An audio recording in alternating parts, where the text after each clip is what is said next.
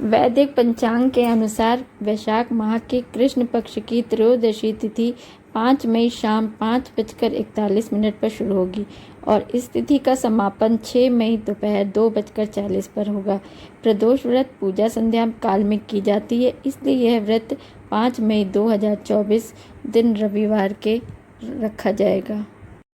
रविवार के दिन यह व्रत आने के कारण इसे रवि प्रदोष व्रत कहा जाता है। प्रदोष व्रत हर महीने के दोनों पक्षों की त्रयोदशी तिथि को रखा जाता है।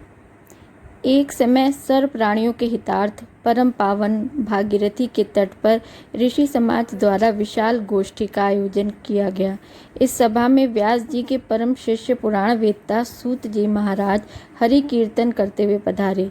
सूत जी को आते हुए देखकर शौनकादिक 88,000 ऋषि मुनियों ने खड़े होकर दंडवत प्रणाम किया। महाज्ञानी सूत जी ने भक्ति भाव से ऋषियों को हृदय से लगाया तथा आशीर्वाद दिया।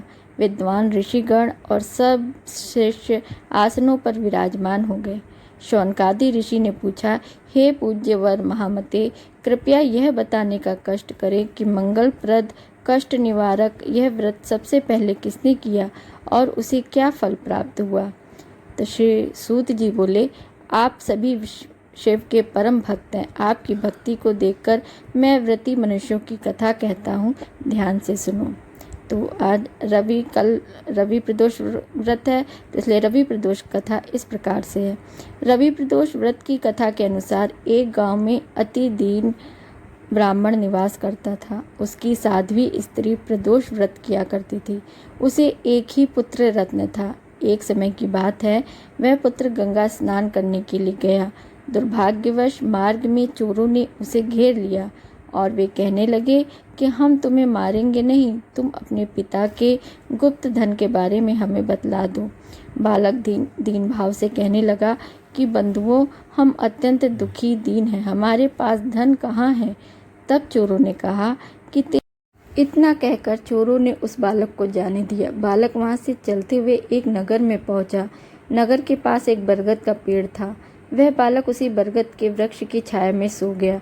उसी समय उस नगर के सिपाही चोरों को खोजते हुए उस बरगद के वृक्ष के पास पहुंचे और बालक को चोर समझकर बंदी बना राजा के पास ले गए। राजा ने उसे कारावास में बंद करने का आदेश दिया।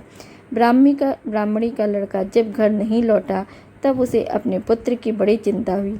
अगले दिन प्रदोष व्रत था।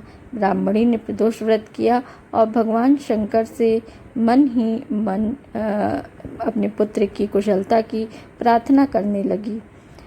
भगवान शंकर ने उस प्रार्थना स्वीकार कर ली। उसी रात भगवान शंकर ने उस राजा को स्वप्न में आदेश दिया कि वह बालक चोर नहीं है, उसे प्रातःकाल छोड़ दे, अन्यथा उसका सारा राज्य वैभव नष्ट हो जाएगा। प्रातःकाल राजा ने शिव जी की आज्ञा अनुसार उस बालक को कारावास से मुक्त कर दिया। बालक ने अपनी सारी कहानी राजा को सुनाई।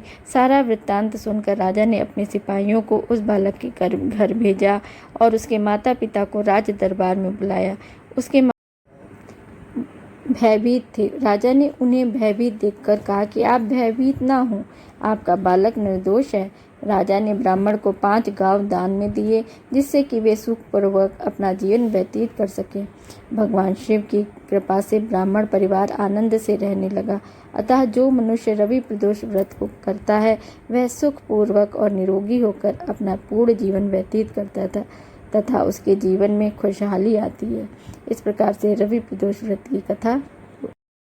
ऐसे ही कथा देखने सुनने वालों को कि भगवान शिव पर की कृपा सदैव बनी रहे। ऐसे ही वीडियोस देखने के लिए, जानकारी वाले देखने के लिए वीडियोस, आप मेरे चैनल को सब्सक्राइब करिए, लाइक करिए और शेयर करिए। नमस्कार।